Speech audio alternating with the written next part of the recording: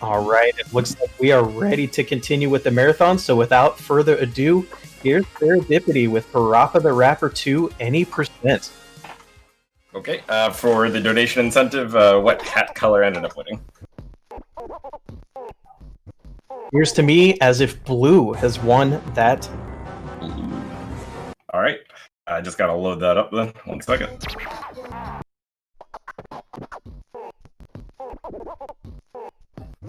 Hello, I'm FeRReTDiPiTY. I'll be running PaRappa the Rapper 2 for you all. It's daytime, so we get a nice daytime background here. You want to know or say? Loading. Oh, should I explain the difference between a daytime? What?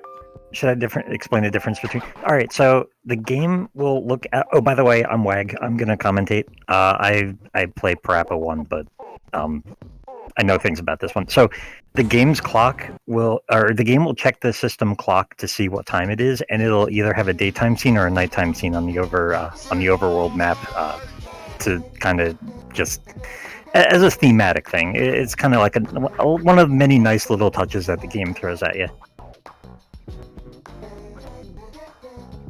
All right, countdown when you're ready. All right, 3, 2, 1, go.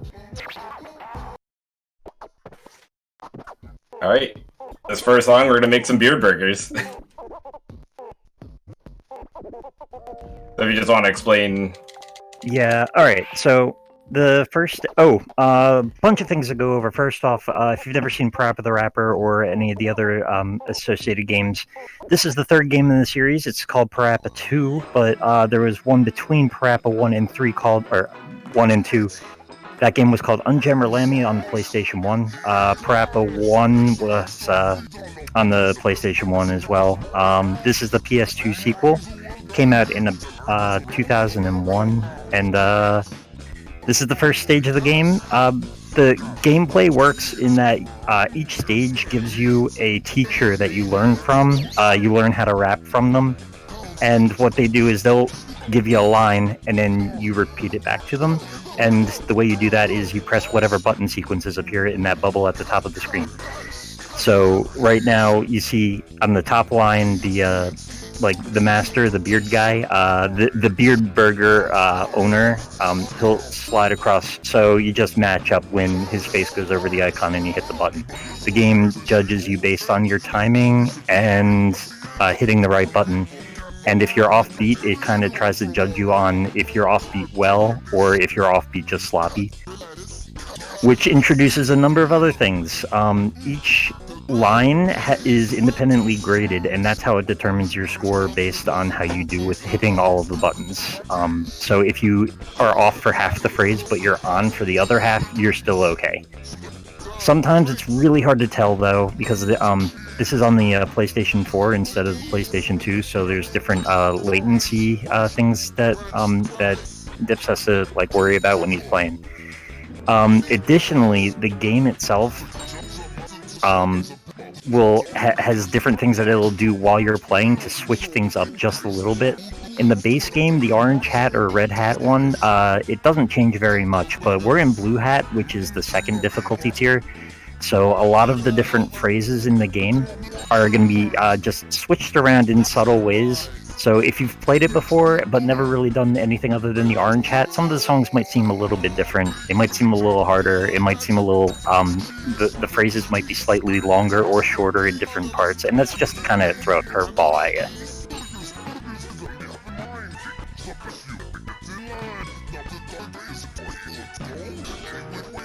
The best advice I could ever give in life is more meat means more beef. 100% big beef.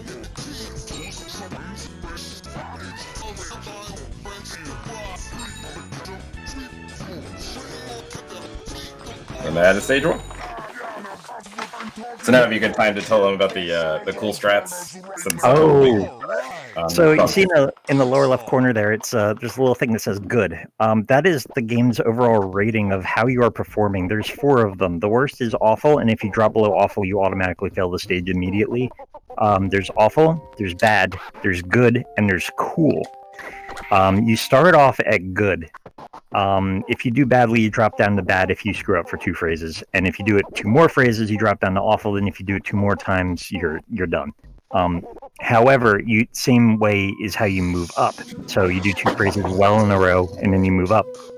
If you do very well, and the game thinks you're freestyling, it could give you a mode called Cool Mode, which changes the way the stages work. Instead of following the lines that the stage master gives you, the game just opens up and is just like, you know what you're doing, freestyle, which is, great in like casual play, but this is a speed run, and those cutscenes actually add a lot of time.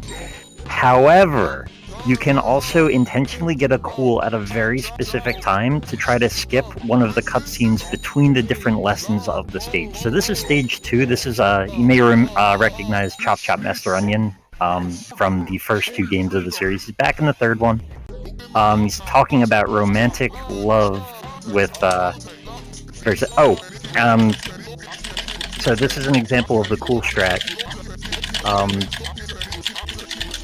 So what happened is Dip got the cool, and that puts you into a different mode in the game. However, by doing that, we've now skipped one of the cutscenes for between the different lessons inside the stage. So now we're a few seconds ahead of where we would normally be, and that's how you speedrun a rhythm game.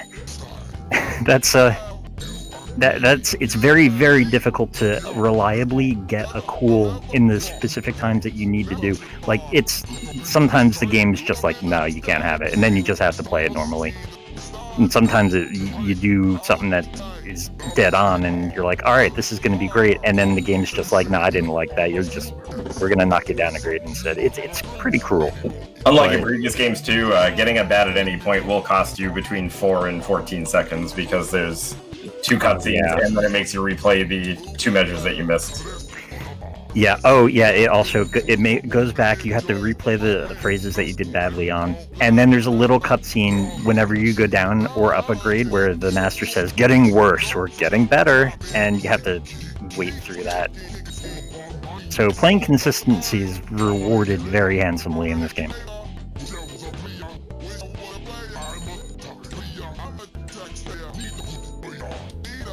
Yeah, after every measure, you have to watch to make sure that you're not half in cool, because if you get an accidental cool and you don't want it, you'll lose just as much time. So it's all about riding that fine line of being good, but not too good.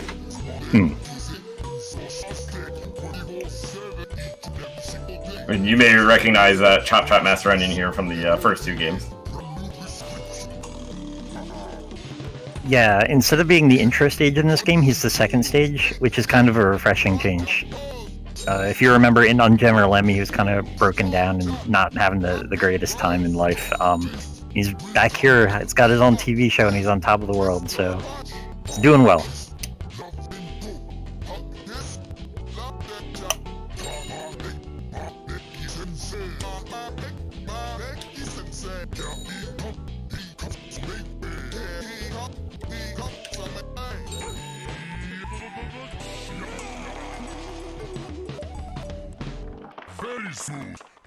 And as he's saying, that was very smooth, very romantic. After stages 2, 4, and 6, you get a bonus stage. Obviously, we don't want to do those, but that adds 2 extra loads. We just have to hit start, which on the PS4 is the right half of the touchpad. Oh yeah, and there's a long cutscene at the beginning of every stage that includes a practice game, but you can skip those by holding L1 and L2 when you go in. Yep, L1, L2. Oh, L1 and L2, yeah. Which I forget about 20% of the time, 20% of the runs, and that's an in-story reset. Yeah, that's a run killer. So, just gotta keep that plastered onto the... Yeah, it's hard to remember. Okay, so this is the best song in any PaRappa game. Don't at me. Bold claim.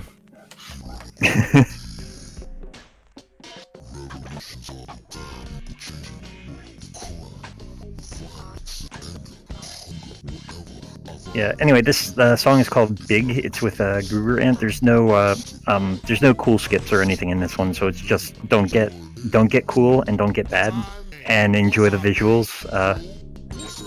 Storyline wise, everybody, what's happened is PaRappa's dad and PaRappa's girlfriend, Sunny Funny, her dad, got together to try to figure out what's going on in the town. The storyline of the game is food is turning into noodles and nobody knows why. So burgers are turning into noodles. Other things are turning into noodles. So PaRappa's dad, an inventor, and Sunny Funny's dad, a military person, are trying to figure out what's going on. And in the process, they accidentally shrank themselves. And now they've accidentally shrank everybody. And now the opposite of that is happening. I'll just be quiet and let you enjoy the music. The music's pretty good.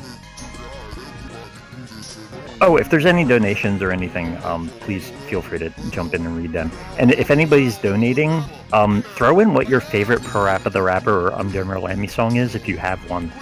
Because, I mean, this is my favorite PaRappa song, and I'll be pretty loud about that, but there's a lot of good music in this series, and a lot of people have different opinions on what the good ones and the bad ones are. So I'm interested to hear some of them. I don't have any donations to read yet, but I did want to relay a kind of question in chat. They noticed that the sound is a little lower. Is that just because of copyright things with the songs? Oh, I actually don't know. No idea. Yeah, I don't think this, like, PaRappa 2 was obviously released in the United States, but I don't think the soundtrack, had a lot of circulation, so I don't know how DMCA happy, they're really going to be over that. There is a De La Soul song in the beginning, and that might get cut, so that might be why. Yeah. I just didn't know if it was like a regular thing that PaRappa speedrunners have to worry about or not. Well, a lot of things with that are changing right now, so we'll probably figure that out in the next couple of weeks.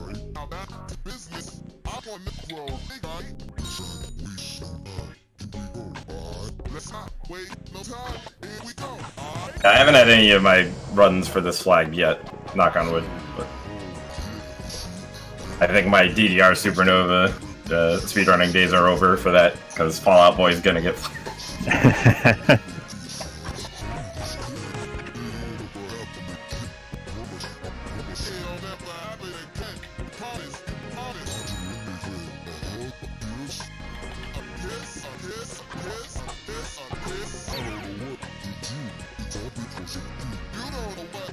Since we have a quick moment.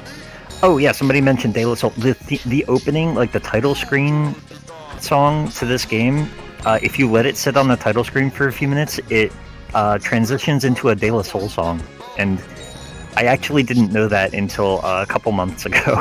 So, it's surprising if you just let it sit there for a minute, but it's pretty cool. If you have this game, yeah, give that a shot. Throw it in, let it sit for a bit.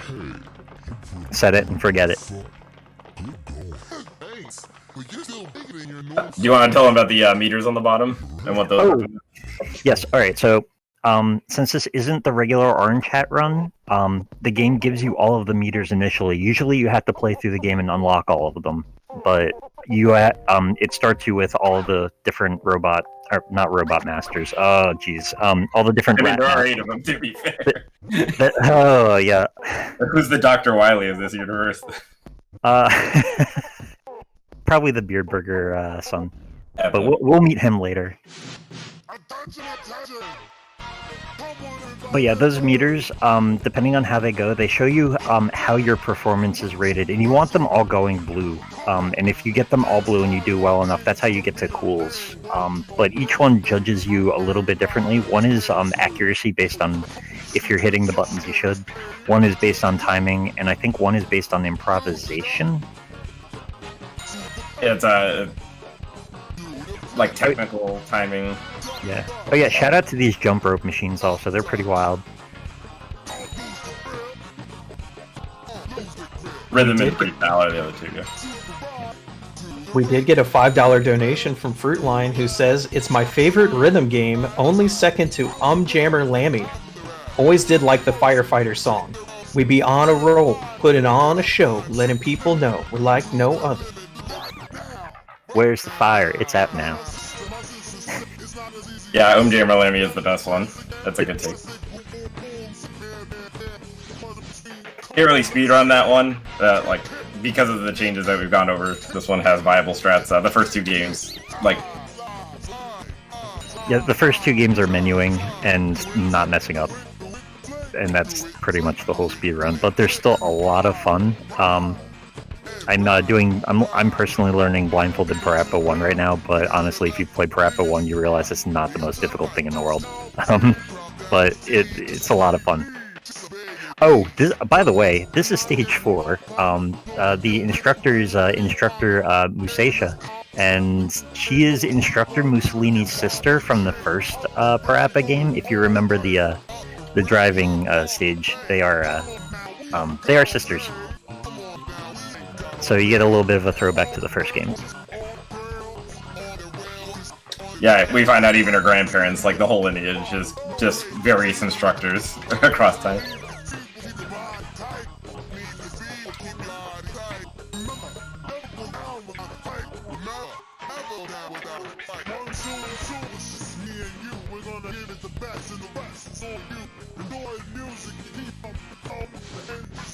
I want to tell them about points and what points do.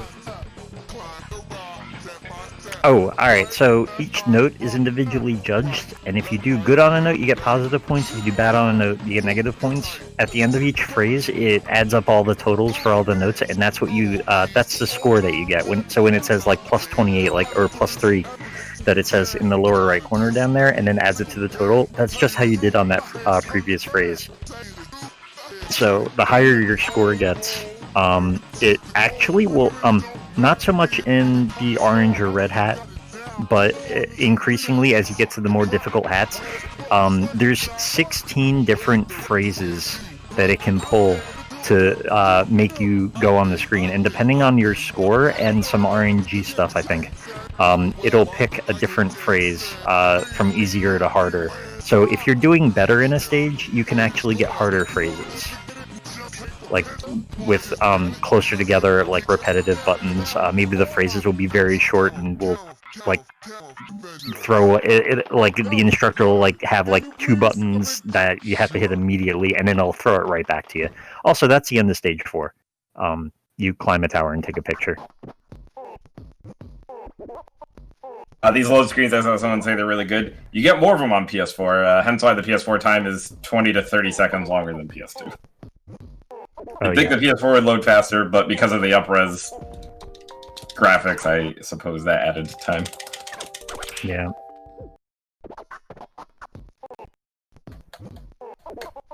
It's kind of neat, though. I didn't realize for a long time, but it actually screenshots the screen before it zooms out to the turntable, and whatever was on the screen becomes the record that it was playing, and that's consistent through menuing and everything. So if you have different things going on the screen, it'll have a different image there. And like, that's not the most complex thing in the world, but it's just one of those little touches that make this game like pretty nice. Also, this is a new stage. This is Hair Scare is the name of the song. The master, their name is Hairdresser Octopus. They are doing hair a lot.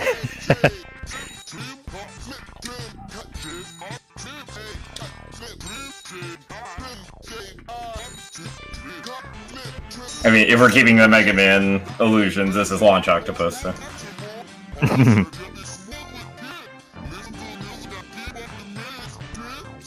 Rhythm game based on Mega Man X music would be amazing. Yeah, that's got good music. I've already got it for Final Fantasy and Dragon Quest. I don't know why. And Kingdom Hearts has it today. So. Like, I know Capcom has released rhythm games before, but I don't really think they've done any for like their game music. Like, I know there's Capcom songs in Crossbeats, but Crossbeats isn't around anymore. So Capcom, you're sitting on the gold mine. Anyway, this isn't a Capcom game. Sorry. Why is all their hair turning into afros? Do we know why? Oh yeah. So the Noodle Syndicate. That's their name, right? Noodle Syndicate? Yep. Okay, yeah. The Noodle Syndicate has planted devices around that just turn things into noodles, and so it's turning everybody's hair into well, effectively as close as you can get to noodles. And now you cut it.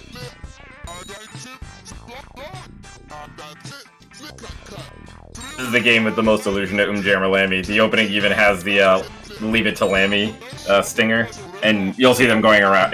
You might have saw in the last lesson, the three of them going around. That's Lammy, Katie Cat, and Masan.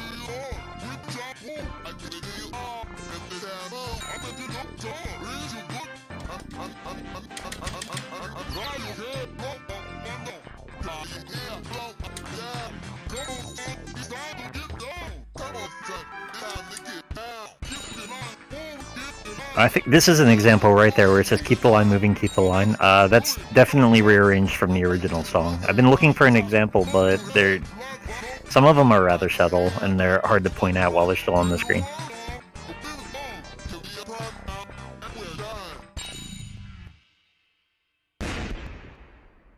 Hey, who do you got this? And that little thing that blew up, that's the device that the Noodle Syndicate planted to... Robert brings up a good point, and I've always said this too. Lesson 1 says kids don't try it at home. They removed that warning after the first lesson, so after the first minute, you're good to go. Kids, please do this. Please exercise any necessary precautions when using sharp instruments around other people or yourself. Thank you.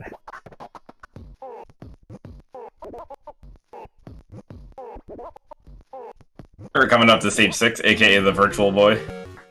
Oh, yes. Okay, so the thing with this stage, storyline-wise, is they figured out what's turning everything into noodles. It's an old video game. And in order to stop things from turning into noodles, you have to go inside the old video game and fight the people you've already played with in the game already.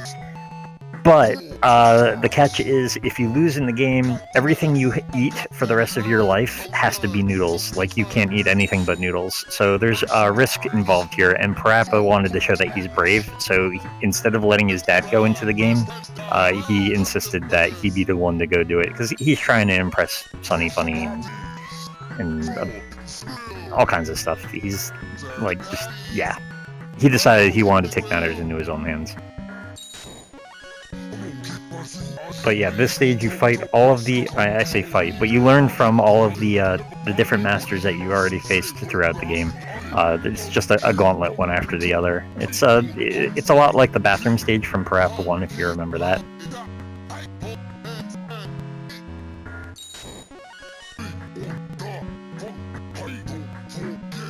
Also, we found out PaRappa's dad majored in noodles in college, and he has a lab underneath his house that requires a slide to get to. Yeah, it's like a giant Batcave-like scenario. It's pretty crazy. They have like a little tiny suburban house, but there's an entire cave system underneath.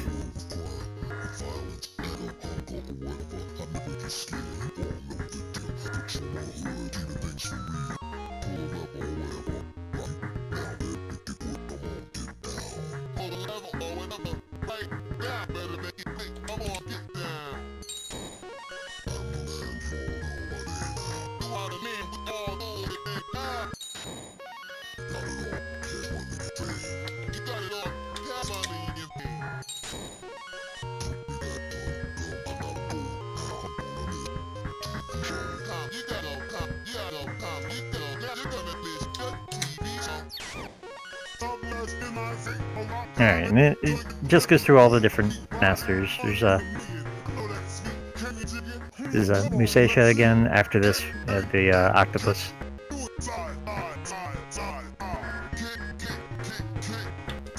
Oh yeah, the sprite work in this is pretty good. Unfortunately, there's not any other time that they really have anything like this in the game. I also like that when they're throwing the food, all the food, it just slowly condenses, because when they throw the food, it just times how fast it needs to be going across the screen to reach the person it's being thrown at. And they just all condense on each other at the end. Just little visual things like that kind of set this game apart.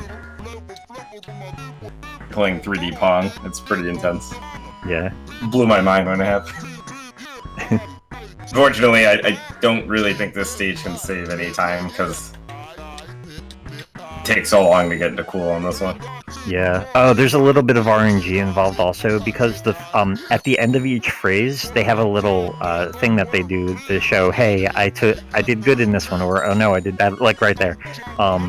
So if you get a bad random, it can give you shorter phrases and more of them, so you have to sit through more of those cutscenes, and it can add time. So there's a little bit of RNG involved in speedrunning this stage also. Yeah, this game, if you only played it once, you wouldn't really know the difference, but depending on your score, what hat you're wearing, there's actually 16 different phrases I can pull from at any given time. And blue is the second difficulty, so you're generally pulling from about difficulty like 5 to 10, somewhere in that range. Yeah, when you start getting to yellow, it's bananas. Yeah, they're not speaking English anymore at that point. Yeah, it's just phrases just kind of glued together, and you get some pretty funny combinations that come out of it. But at the same time, it makes the game a lot harder. It also gives it a lot more replay value. Okay, so this is stage 6. This is the big bad of the game. This is the Colonel Noodle, who we found out in the cutscene before this that he's the Beard Burger owner's son, and he's turning everything into noodles because he's been forced to eat burgers his whole life. So he's taking revenge on the world by making everybody eat noodles. So we have to convince him to not do that. His army is made of just fake robots. The reason they found him, you could see the wires on the bottom. They're all plugged in.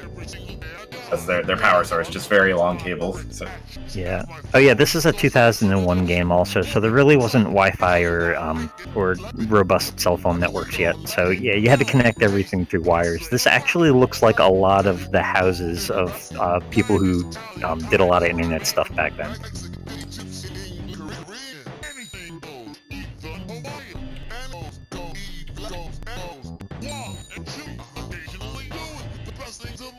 Tatsui? Yeah. The run's not validated unless you either pantomime or yell chop suey. Oh, here's this.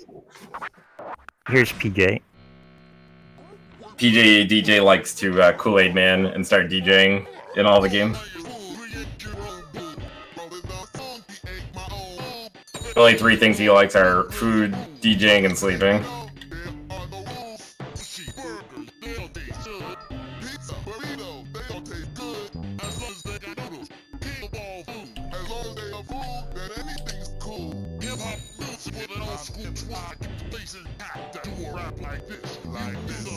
Unlike a lot of the other stages in the game, this one, you'll notice PaRappa's lines are very different than what the teacher is saying.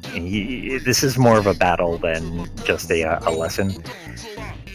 But most of the game, he's just repeating back what you tell him, and it'll be a little different. Like he'll say "me" instead of "you," or vice versa as necessary. But this one, he's just straight up just like replacing the name of everything that General Noodle is saying, or Colonel Noodle is saying, with different sweets and other food items that aren't noodles.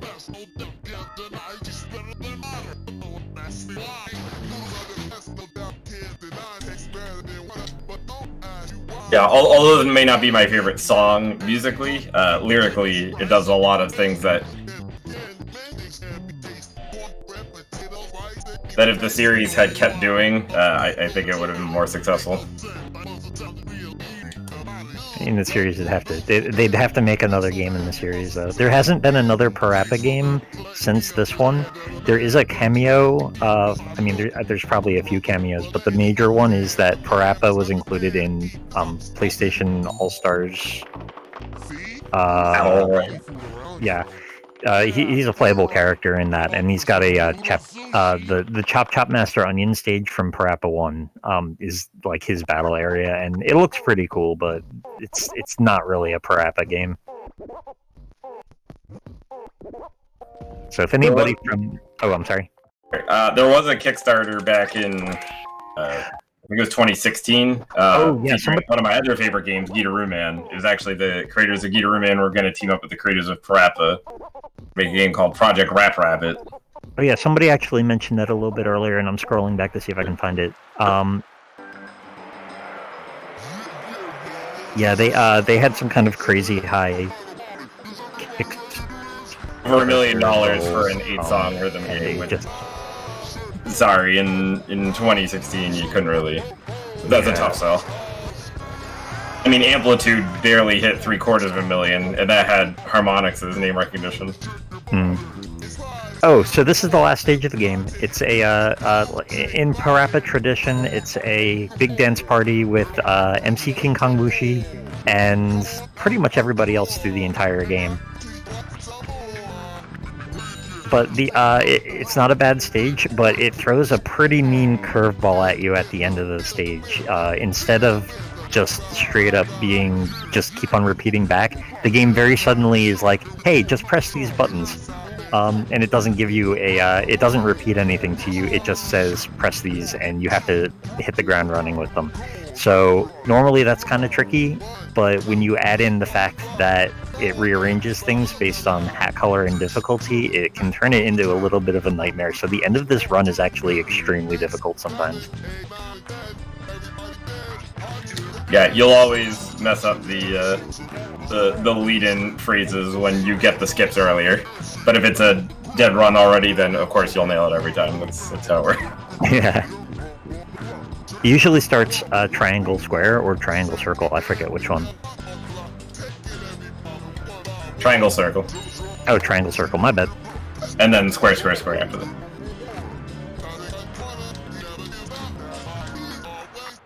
Because of the dynamic phrases, you can't really, like, if you think, oh, you've just memorized this, like, what's the point? Like I said, because it's pulling from the 16 different, like, you can learn specific rhythms, but I'm still reading it actively. Like, there's no real memorization other than that ending. But we're talking about a handful of notes.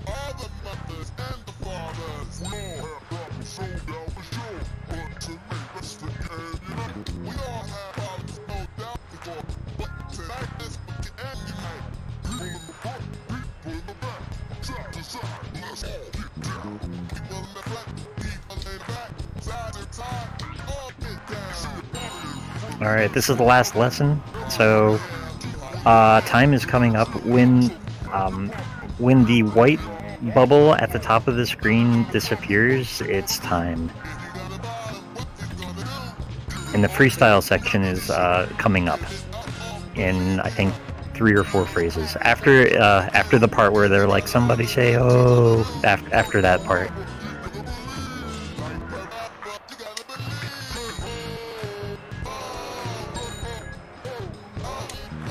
Yeah, after this part.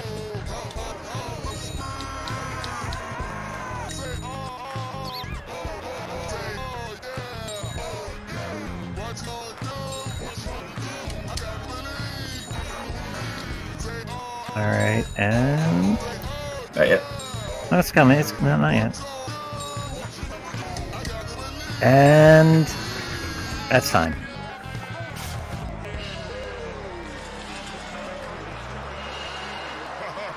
Yo, nice. Blue Hat, that's very good. 31-35. GG. Going late on the first cool skip. I didn't get the second one, but Yeah, the cool skips are not safe. They're very, very difficult to do. no bads, no superfluous cools. Yeah, that was a solid run. Very nice. Thank you for showing off this really groovy game. Yeah. Yeah, that was great. Good job. You can join the PaRappa 2 Discord. We're always looking for cool skips, so if you want a theory craft, I'm looking at stage 7. If you saw the one where DJ comes through, that's a huge time save if we could find anything there. So shout outs to them. Thank you to Fastest First for having me. Good cause for Trans Lifeline. Support them all the donations, and lament the fact that PaRappa has now won a lifetime supply of cheese. So now he has noodles and cheese for the rest of his life.